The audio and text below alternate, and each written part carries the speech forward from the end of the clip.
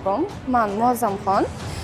Toshkent shahar Olmazor tumani 28-idum 9-sinf o'quvchisiman. Bizning maktab tibbiyot, kimyoga ixtisoslashgan sababli biz Toshkent davlat tibbiyot universitetiga tashrif buyurdik. Bu yerda muzey, simulyatsiyon markazlar bilan tanishdik. Bu yerga bo'lgan qiziqishim yana ham ortdi. Xudo xolasa kardiolog bo'lib, bu yerga o'qishga kiraman.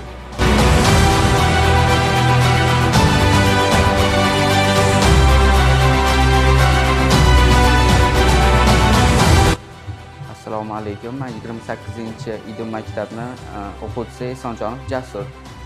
Biz bugun sinfdoshlarimiz bilan Toshkent davlat tibbiyot universitetiga tashrif buyurdik. Biz bugun muzey, simulyatsiya markaz, kutubxonalarni ko'rdik. Buni ko'rib meni tibbiyotga qiziqishim yanada ortdi. Men kelajakda kardiolog doktori bo'lmoqchi edim. Biz bu yerda tibbiyotlarni ko'rib bunga qiziqishimiz yanada ortdi.